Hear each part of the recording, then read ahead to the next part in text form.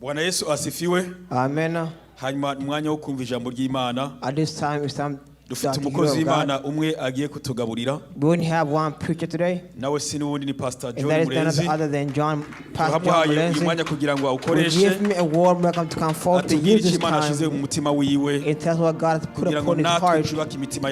That we can comfort our hearts and build us. Amen. Welcome.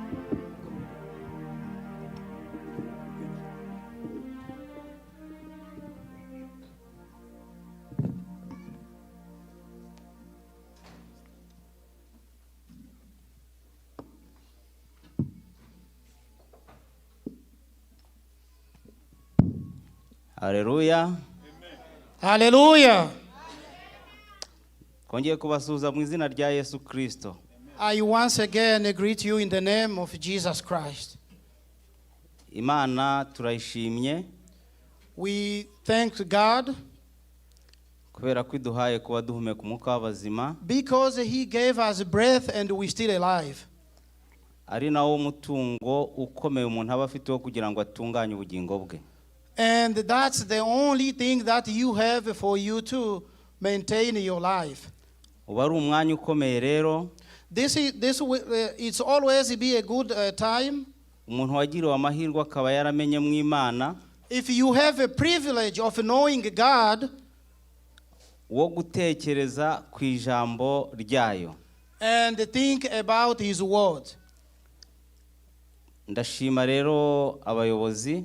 I also thank the leadership kuko bumviye umwuka w'Imana, because they heard the voice of God, kugira ngo no munsi nabwo ijambo ry'Imana ribashe kuvugwa.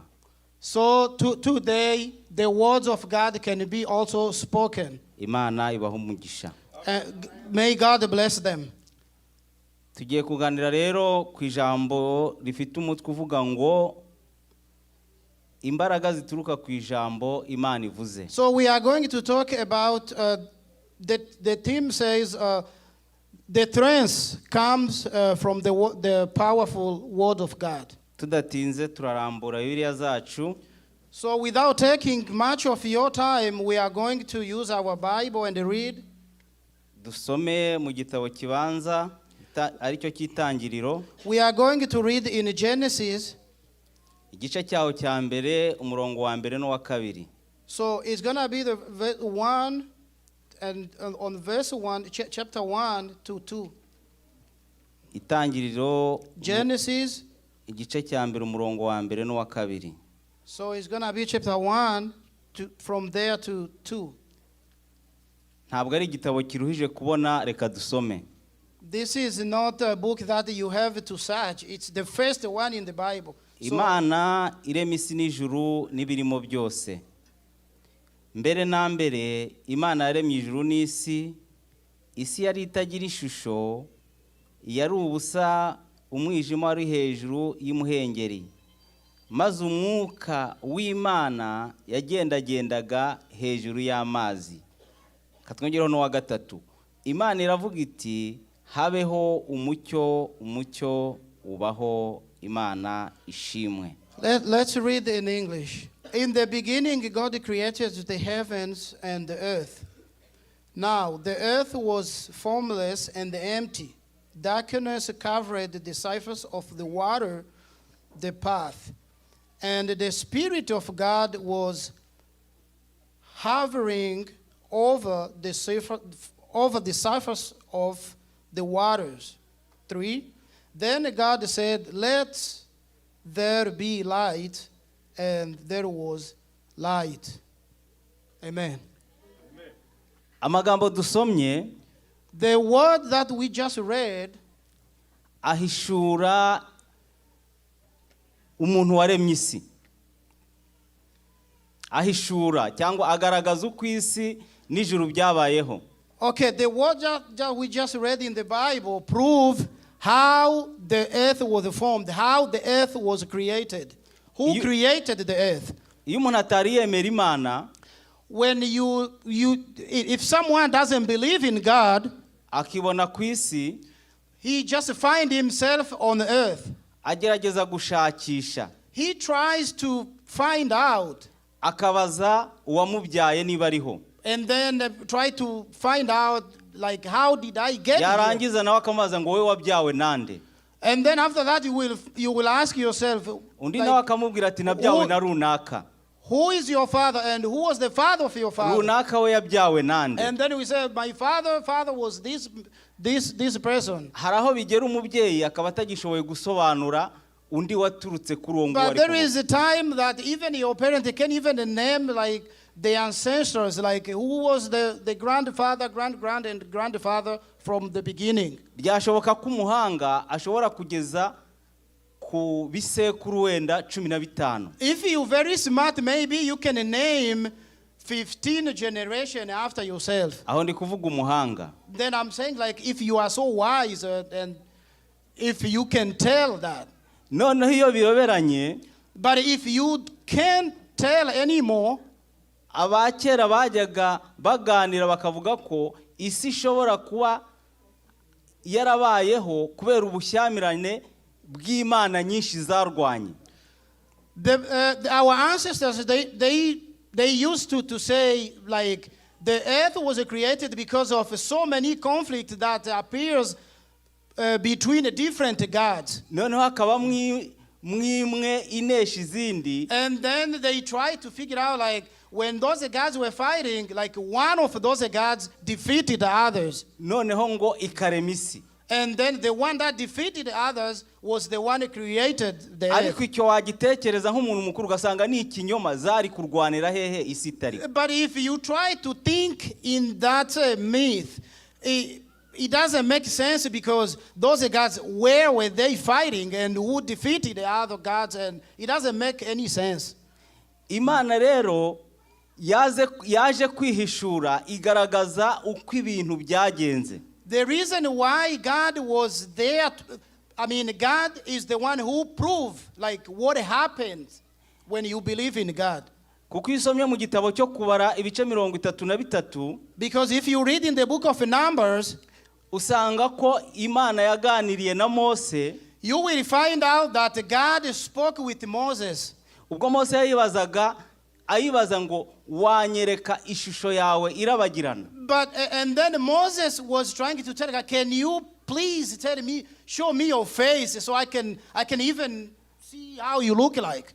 Kandi nkuko tukomeza tubyiga, and as we read the Bible and we study the Bible, Mose yabonetse kubera Imana yarihishura ibisekuruza byabo harimo umugaragu wayo Abrahamu.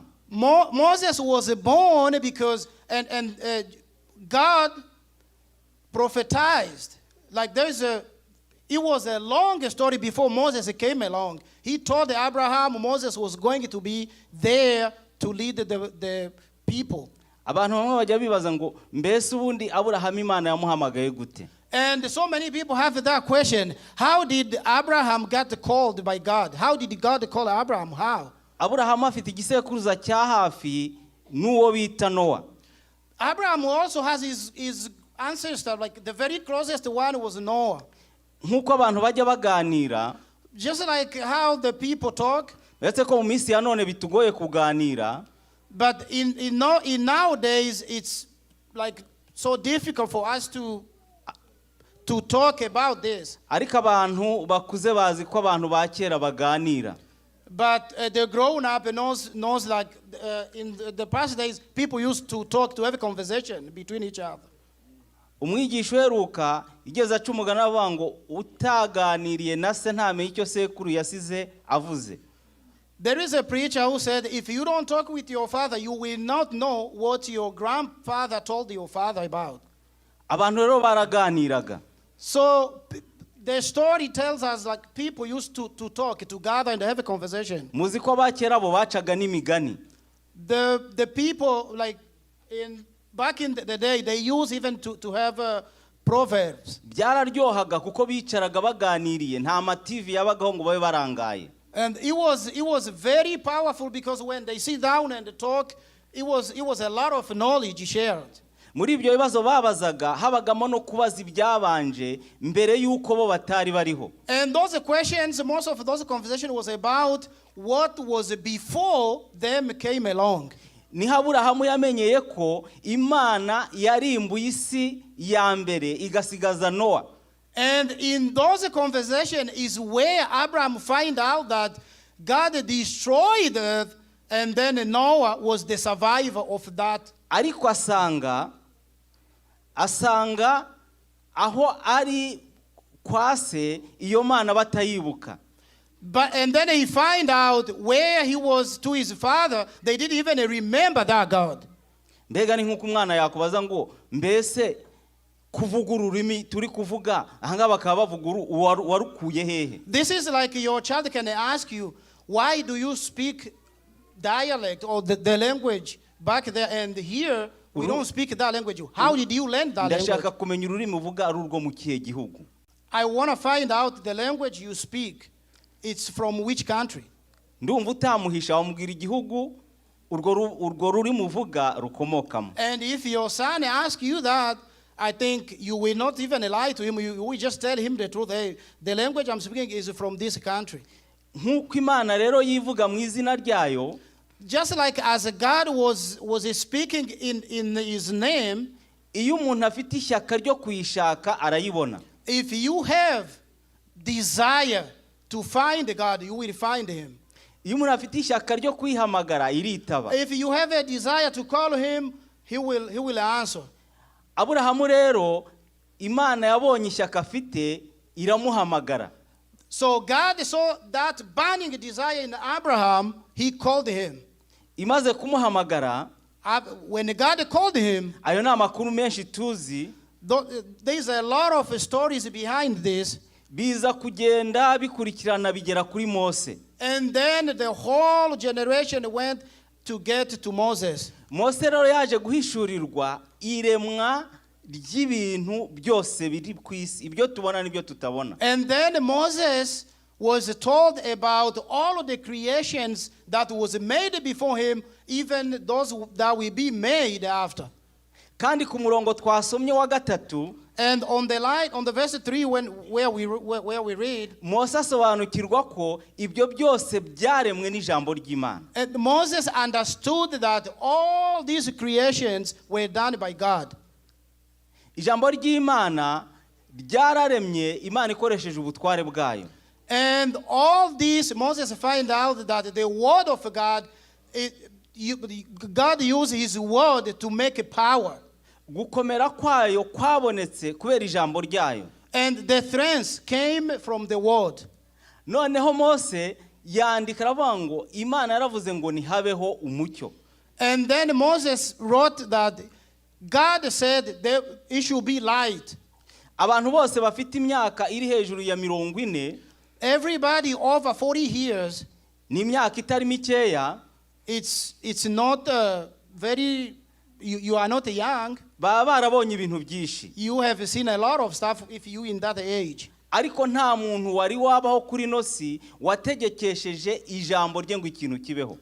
But if you may be that old, but in this earth we haven't seen anybody who command just by his word and things happen. Icyo umuntu yagiye yabona nuko gukomera k'umuntu guturuka gusa mu bintu atunze.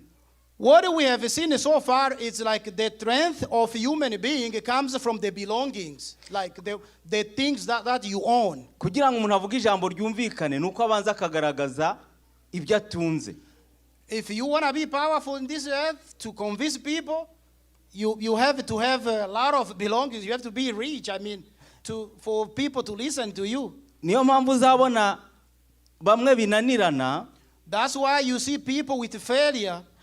Agashaka guhindura ingendo uko agenda kugira ngo babone ko yakomeye. So he tried to change his way of living just to prove to people that he is a very strong man. Shobora kubona umuntu atarakomera yaragendaga amaboko ayagize gutya. You can see someone like very simple, he will walk around his arm like this. Yamara kubona maze kubona amafaranga menshi, but when he become wealthy or he got money, kwa kuboko gatangira akakugira gutya. And he started moving that arms, instead of putting it down like this, he will raise it like that. Abashaka kugerageza ngo yumvisha abantu ko yakomeye. He tried to prove to people that he is strong. uzabona ibintu byinshi bitandukanye kugira ngo umuntu yigaragaze ko akomeye. You will see people doing so many things just to prove to other people that they are strong. Umuntu ashobora kugura ifone ihenze iruta iz'abandi. You can even buy a very expensive iPhone or Android just to prove to people that you're very strong. Ino wenda ntabihaba ariko iyo twaturutse muri Afrika birahaba cyane. Maybe here it doesn't happen, but where we came from, it happens a lot. Umuntu ashobora kugura umwenda mwiza. You can buy a good cloth.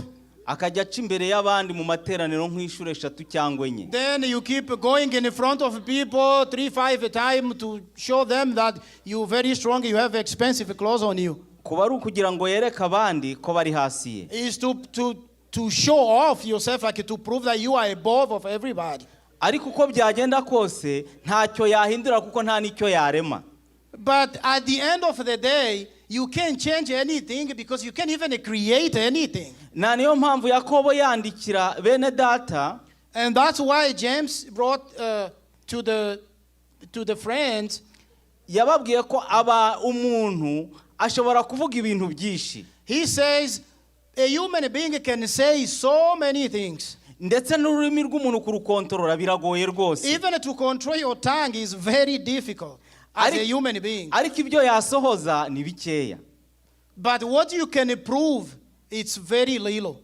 Ariko Imana yo, but God, iyo ivuze, when God says something, ikimaze kuvuga, whatever he says kibaho, will happen.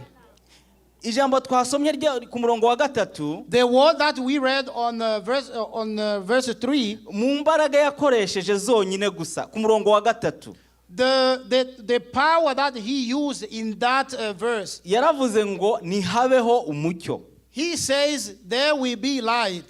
Umucyo uhitubaho. And the light came. Abantu guhera icyo gihe Imana ibivuga, and the people, since the time that God says that, bashakishije kurwanya uwo mucyo, they tried to fight that light, ariko ntabwo bigeje babishobora. But they didn't, they couldn't. Yaravuze ngo umwijima ubeho, and when he says there can be darkness, abantu bagerageza kurwanya umwijima nabyo birabananira. They tried to fight that darkness as well, but they couldn't. Zitegereze iyijoro rimaze kuba, think about it, when it's already night, uzareba amatara yo ku muhanda, you see the light on the street. Uzarebe niba ari kwaka nkuko amanywa yarameze. You see how that light, if it looks like the same light will look different during the day. Kandi noneho igitangaje, and another thing is, nkatwe tuba mu mazu akoresha ibi by'umuriro, the house or the apartment that we live in with all these lights, nuko ababikoze baduhatira kubigura. Because the people who, like the companies that make those lights, twishyura amafaranga, they make you buy it because you pay money. Ariko Imana yavuze ngo umucyo nubeho, but God said the light, made the light be, kugira ngo ibiremwa byose biri mu isi, so then everybody who lives on earth bibona umucyo ku buntu, can enjoy the light for free. Imana iha umucyo ibintu byose yaremye ku busa. God gave a light for every creation for free. Nta muntu yishyuza. Without any cost. Ugenda ku manywa nta muntu kwishyuza. You go during a light, nobody. Ukora ibikorwa byawe ku manywa kose amasaha 8 nta muntu kwishyuza. You walk, you go everywhere with the free light, and you don't owe anybody anything. Niyo mpamvu Imana yabwiye Mose, that's why God told Moses, iramubwira ngo njyewe ndi Imana, I am the God, kandi mbabarira uwo nagambiriye kubabarira. I forgive who I want to forgive. Iryo rikaba ari ijambo yavugishije urukundo rwayo. And that's the word that God says in his love. Koko kwigaragariza Mose, because for him to prove to Moses, yamwigaragarije kubw'urukundo yakunze ubwoko bwayo. He came to Moses to prove the love that he loves his people. Nkuko yaremye umucyo, the way he created the light, iwuremesheje ubutware bwayo, he created the light through his power. niko yabonye ko itakoresha ubutware bwayo mu kuganira n'umuntu. That's how he used that power to talk to the people. Kuko urukundo rwayo rwiza, Because his good love, nirwo rwamurikiye abari mu isi icyo gihe. his good love was like a light to light to everybody who was Rurakomeza kugeza living. rutugezeho. And that light came to us as well. Kuko Abisirayeli bari kuva mu Egiputa, Because when the people of Israel left Egypt, Mose kuko yari amaze gusobanukirwa ubutware bw'Imana, because Moses knew already how powerful God was, amaze kwibaza ngo mbese abo bantu nzababwira ko ari nduri kuntuma. he had a question himself, like, how I will tell these people who is sending me to do this? Amaze kuryoherwa, When he was happy, imubwiye ko ari Imana kandi ari Uwiteka, and after God told him he's the Almighty God, arongera avuga ngo niba ushaka ko tujyana reka, niba ushaka ko ujyana ubwoko bwawe uzaze tujyane. and Moses told God, if you want me to lead your nation, your people from Egypt, come here and let's go together. Come with me. None arakomeza nk'uko twari turi kubivuga, aravuga ngo kandi nanjye nkugiriyeho umugisha wanyereka kurabagirana kwawe. And he told them, for them to even believe, I want you to show me who you are so we can go. Hari umuntu ushobora guseka Mose, kandi burya natwe niko tumeze. You can make fun of Moses, but that's how even we are. Hari igihe utombora Imana ikakugenderera, Sometimes you get lucky and God visits you, yakugenderera nawe ugashaka kwishyiriraho ibindi. sometimes God wants to visit you or talk to you or show you the way, but you go in a different direction. Nigeze kujya gusengera ahantu hamwe, One day I was in somewhere to worship in church. urabona ibintu byo gusirimba n'ibintu byo kubyina cyane aho byaziye. You see the way we dance to glorify God in songs and all this stuff. Buri wese ashakisha uburyo yakerekana ko yavuganye n'Imana. Everybody try to find his way to prove that the way he talks to God. Sanga abantu bazanyaga akantu kameze banza baragahimbye ibyo rebe byose aho bari bari. You see people bring different things. Baravuga ngo Imana yacu, barayivuga bareba ngo Imana yacu ngo reka tuyishime tuyihe icyubahiro ngo kivura umugongo. People say, okay, let us pray our God and praise him and heal him the back. Naravuze nti Imana niyo kubabarira abantu kabisa. And then when I saw that, I says, God needs to forgive his people. Ndayababwira ngo iyi Imana itabikorera mu rukundo, If God wasn't working in love, abantu bari kuzashira. so many people would be destroyed. Niyo mpamvu Imana yabwiye Mose, That's why God told Moses, irabwira ati rero Mose ibyo uri gusaba, he told Moses, whatever you're asking for, ntabwo nagendana namwe. I can't come and go with you. Kuko ngendanye namwe n'intambwe imwe. Because if I go with you, it is one step. Mwese mwaba mushize. You can all be destroyed. Zayasome mu kubara 34 uzayibona. You can read that in Numbers. Ngendanye namwe mwaba mushize. If I come and walk with you, you will be destroyed. Ahubwo kubw'urukundo rwayo iravuga ngo ariko nzatuma marayika wanjye. And through his love, he said, I will just send my angel, agendane namwe. so my angel can go with you. Burya umuntu utarizeye Yesu Kristo nk'umukiza, If you haven't received Jesus as your Savior, abateye agahinda. you are so threatened. Kubera ko Yesu niyo woroshya imbaraga z'Imana, Because Jesus, it's in between, too easy. The ukabasha power of God. kwicara mu rusengero, You be in the church. ukicaranamo n'umutima wawe wose uzi, You can be here with your all heart that you know, bwaba ari ubwibone bwawe, your arrogance. bwaba ari uburozi, You may be a witchcraft. kwaba ari ukubeshya, You may be a liar. kwaba ari ugusambana. You may be you commit adult. wicaramo kandi ugahaguruka ugataha. You will sit in the church and you get out, you go home. Uzi impamvu? You know why? Nuko Imana yohereje marayika. It's because God sent his angel. Iyaba ariyo yiyiziye, If it was himself to ikaza come, mu bwami bwayo, he came in his kingdom, ntabwo wahicara. you will not be able to sit down with all those baggage. Ahubwo yabonye bimeze gutyo, Because he saw what was happening. hari umuririmbyi dufite mu gitabo cyo gushimisha. There is a song in a praising book. Arareba ngo data yabanguye inkota. He says, God raised his son. Ashaka kuyintera. He tried to shoot me with it. Sawa, no mu Kirundi ndumva ihari. Noneho ayitera Yesu. And he pointed it to Jesus. Ya nkota iragimba ibitakingezeho. So Jesus received it, so it didn't come to me. Kubera ko mu butware bw'Imana no mu kurema, Because in his kingdom, Imana ntabwo ikina. God doesn't play around. Na niyo mpamvu ijambo ryayo yaribikiye kuzahamagara abapfiriye muri yo. That's why he kept his word to call those who died in him. Abantu bajya bakina bagakinira mu gukora ibitangaza. People play, do a lot of stuff. Bagakina uko bashaka. They do whatever they want. Bakabeshya uko bashaka. They lie whatever they want. Ariko nta muntu wari wahamagara uwapfuye. But all these people, none of them called, raised the dead people. Batubwiye ko bagiye gushyingura ejo wari witabye Imana. The pastor just told that a story of where they were to bury someone who died.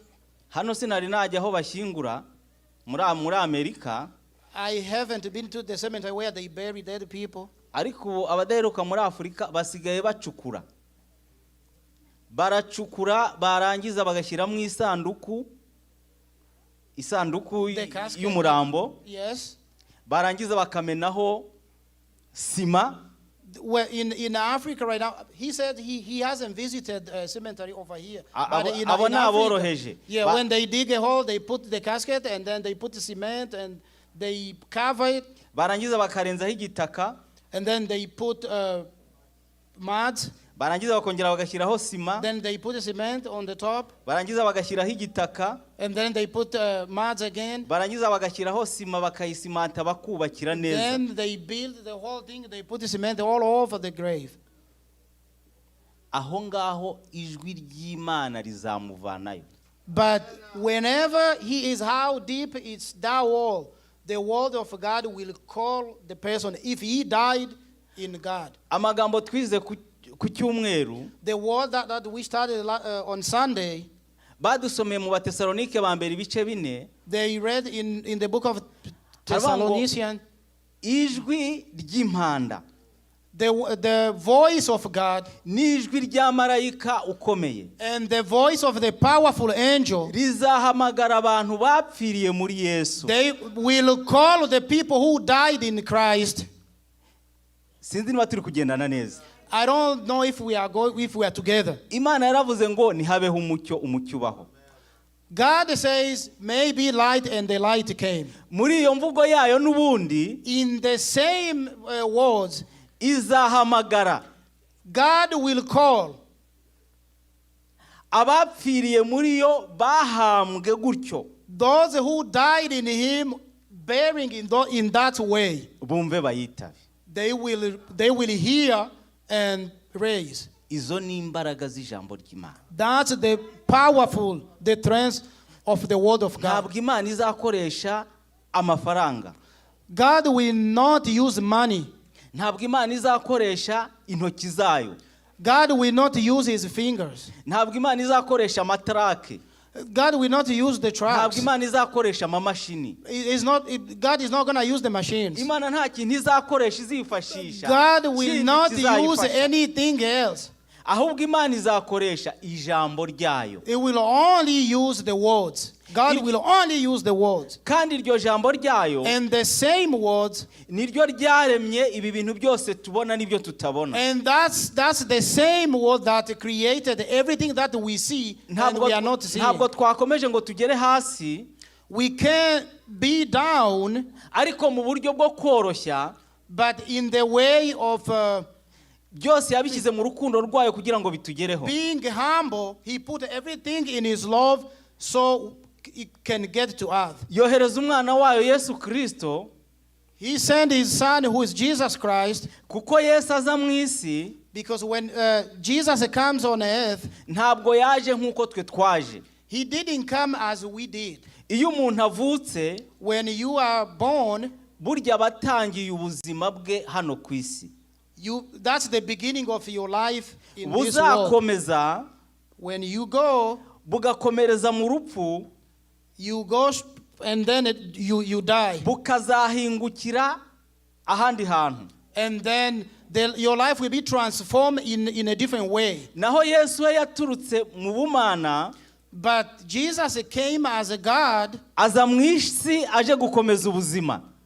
He came on earth to fulfill the life. Muri ubwo buzima yari aje gukomeza, And that's life that he came to threaten. yagira ngo abashe kugushaka. So the mission was to find you.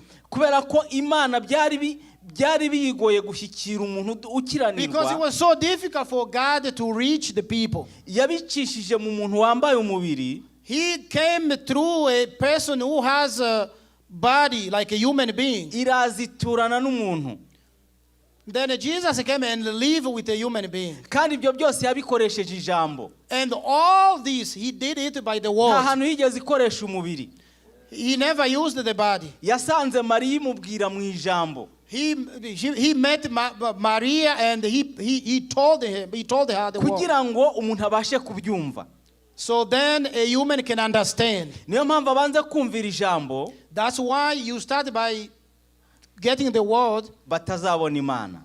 but you can see God. Kubera ko mu rukundo rwayo, Because in his love, aho ngaho niho harimo agakiza. that's where the salvation Aho is. ngaho niho harimo guhana. That's where the punishment is. Aho niho harimo kwicarana n'umuntu. That's where to sit with a human. Imana yacu itugiriye neza cyane. May God bless us. Dushobora kuvuga amagambo menshi, We can be here and talk a lot of stuff, ariko ayo twavuga yose but whatever we say, nayo kugira ngo dukomezanye. this is for us to give each other strength. Utekereze urugendo urimo, Think about the journey that you are in. utekereze uko usigaye uganira n'Imana muri no minsi. You think how you're gonna talk with God Kuko in Imana nowadays. yashyizeho uburyo umuntu agomba kuganira nayo. Because there is ways of talking to him. Mu gitabo cya Yobu In the book of Job, harimo uko Imana ishobora kukuganiriza. there is a way that God can talk to you. Ntabwo ari aho ngaho gusa. It's not just there.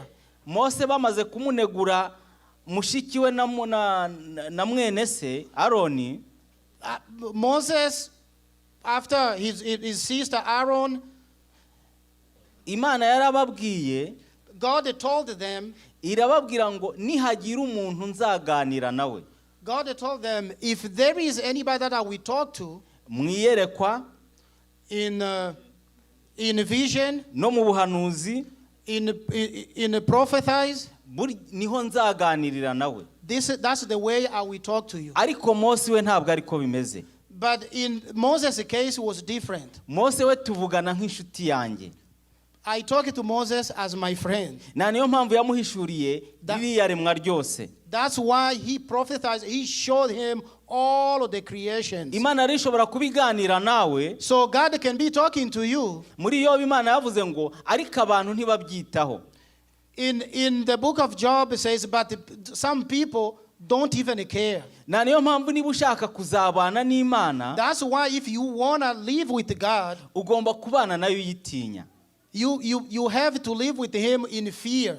Ariko kwihisha mu rukundo rwayo, But through his love, ukizera amaraso y'umwana wayo Yesu you Kristo. believe in the blood of Jesus Christ. Kubera ko hari amagambo yandikishije, Because there is a word that he puts down. ngo utizera Imana ntashobora kwinezeza. If you don't believe God, you can't make God happy. Imana rishobora kuvuga igusanga kenshi, God can come to you so many times kandi ntubimenye.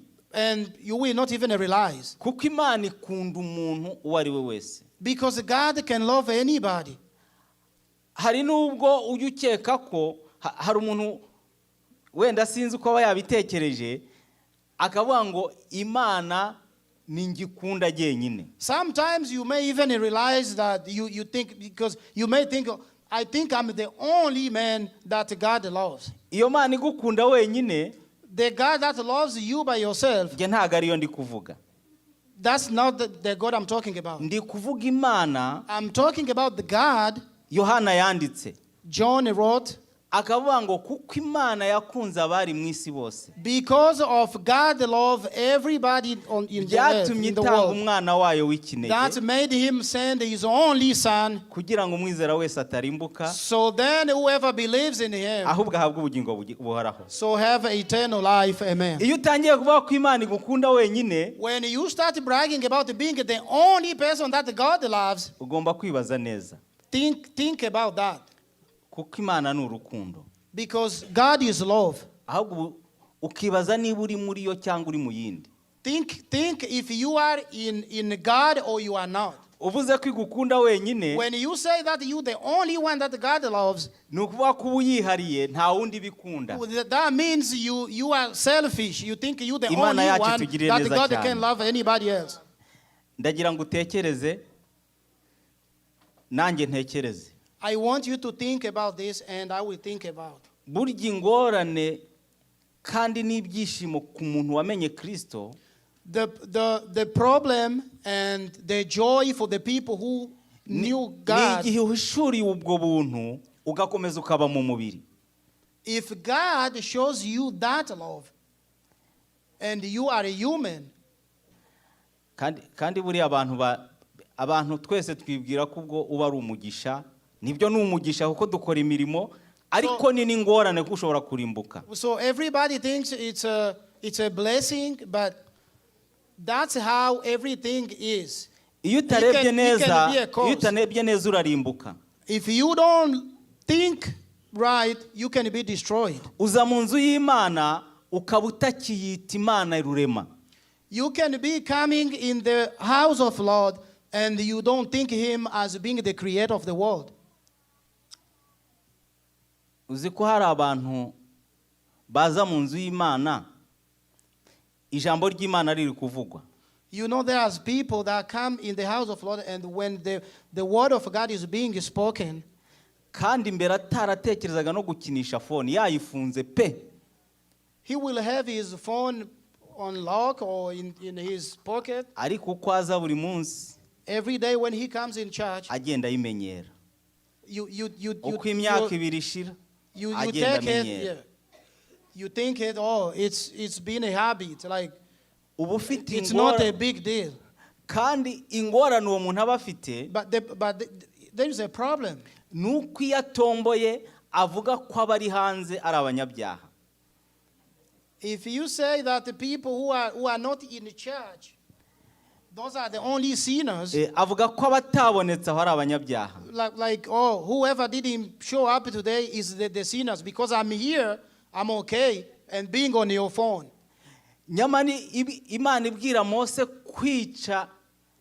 kwizica Abisirayeli, When God told Moses that he will kill the people of Israel, yabiciye kubera ko bazaga imbere yayo ntibayubahirize nk'Imana. it's because they will come in front of God, but they will not obey God. Abahiti n'Abahevi n'Abaki bose bari Kanani bararamye mu gihe batari bagerayo.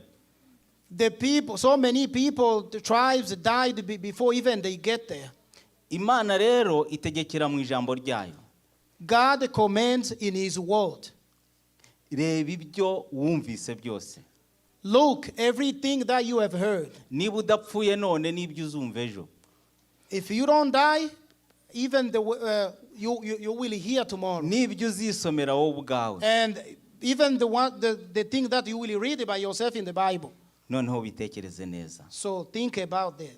wumve niba ugiha Imana agaciro ikwiye. If you still give God the glory that he deserves. Noneho Imana yacu twitegerezanye kwizera, izaza ntizatinda.